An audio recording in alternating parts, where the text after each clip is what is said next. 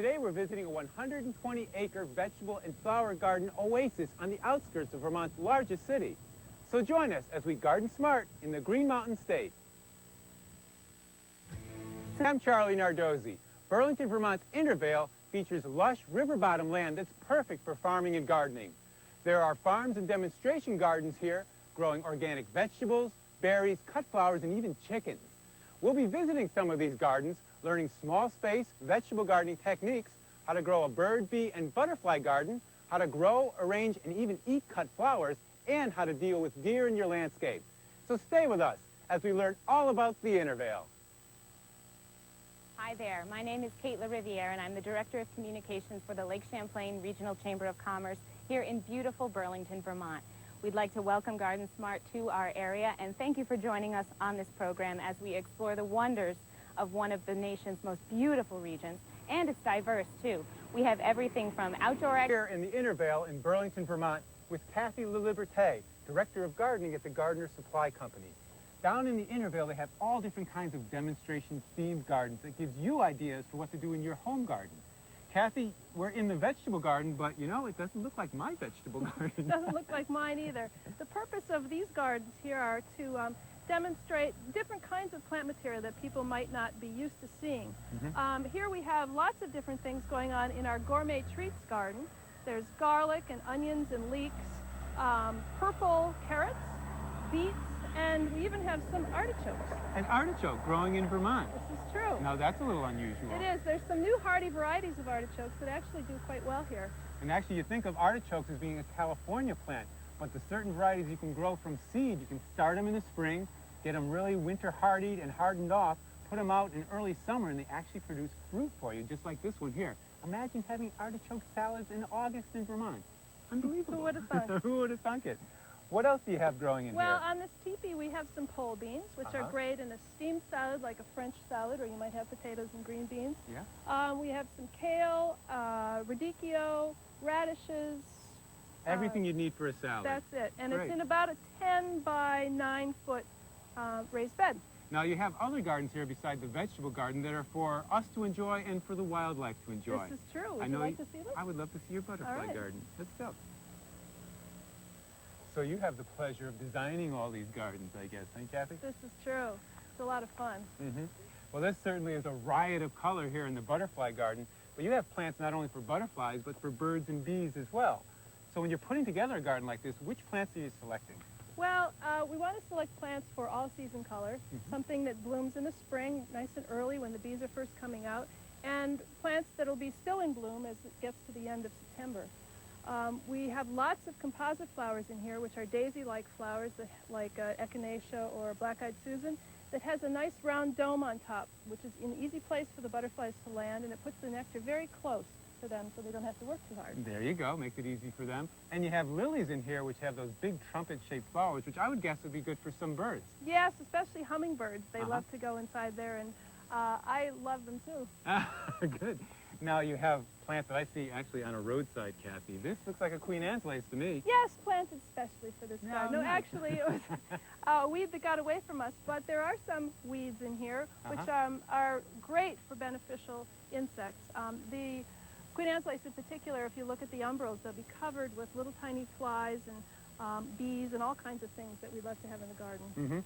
So wild plants that just kind of self-sow, move into your garden, don't necessarily pull them all out. Things like Queen Anne's lace or even wild mustard might be nice to have in there for the beneficial insects. Now we've talked about butterflies and we talked about bees, but they also need other things in the garden for these flowers, beside the flowers, which would be some water.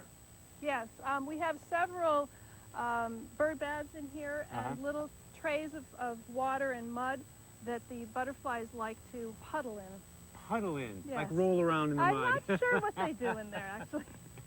But they enjoy it, They whatever it do is. like mud puddles, yes. And they do like shelter, too. I know That's true. shrubs like blue hydrangeas and spireas are nice to mix into a border. We've done that. It provides a backbone, kind of some structure to the garden, but it also does provide cover, some cool places for them to hang out on a day like today when it's hot. Yeah. Now, once all these flowers are passed, you actually leave it here a little while longer. Why is that? We do. A flower like the black-eyed Susan, the coneflower here, we leave right through the fall because the birds then will come, and as these seeds mature in the coneflower head, the birds will come in and eat them. Oh, so it's a little spot for them to come get a snack. Right.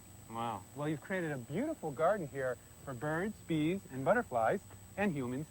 But there's a specific garden that you have over here that I'd love to see. It's a cutting garden. Yeah. And it has all kinds of annual flowers that are great to cut and bring indoors. And maybe we can go take a look at it. All right. Well, here's a garden that I would love and anyone would love. It's a cutting garden. And of course, you need a basket if you're going to have a cutting garden. Yes. Now, could you tell us a little bit about what you need to keep in mind when you're planting a cutting garden for flowers? Well, this cutting garden has all annual flowers in it, which were started from seed this spring. And a good thing about annuals is that you get lots and lots of flowers and plenty for cutting. Whereas in a perennial, most perennials will have a period of bloom of a couple weeks and then they'll stop, whereas annuals will go right until frost, giving you lots of stuff to cut. Now, it looks like you have a lot of different types of similar flowers. For example, these zinnias, you have some big ones and some little ones and multiple colors. Right. It's nice in arrangements to have a variety of different sizes of flowers. All huge zinnias would make kind of a peculiar-looking arrangement. So we have big zinnias and small zinnias. We have some salvia horminium and some ageratums, snapdragons, and cosmos. Lots of different colors. And now this garden is put into rows, so it's going to look a lot different than a home flower garden. Right. This is set up to be easy to maintain and to give you the maximum amount of flowers for cutting.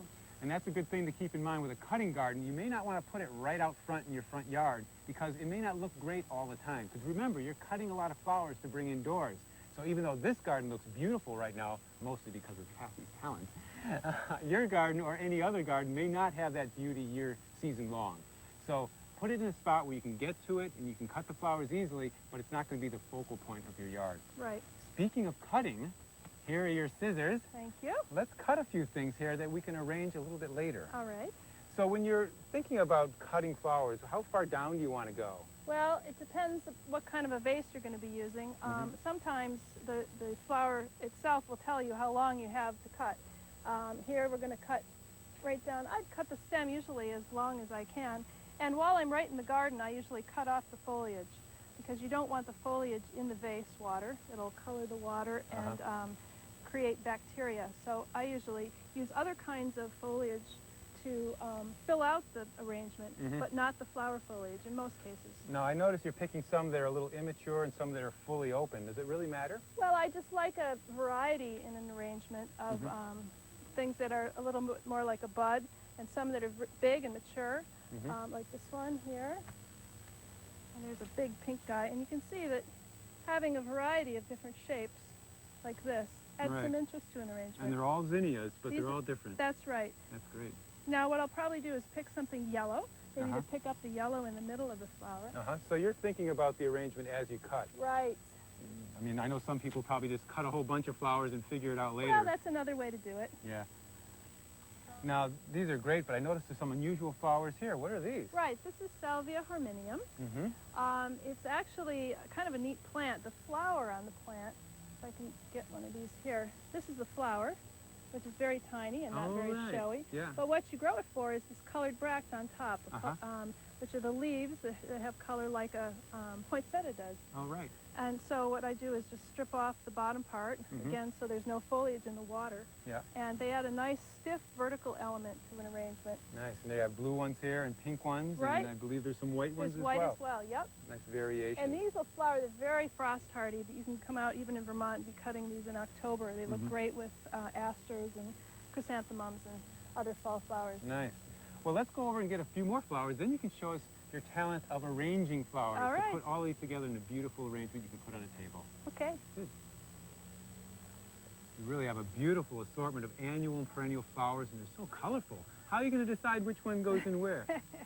Well, I can't say exactly that I have a plan in mind, but usually what I do is start with the filler plants. Here we have some lady's mantle, and I got several pieces of that here. A nice filler that gives you a sort of a monochromatic base to start with and allows you to put in lots of different things. So some green, kind of bland color, you Right, might say. exactly. That And then the I'm bright going to put colors in will bounce off of. some more yellows. These are some nice yarrows.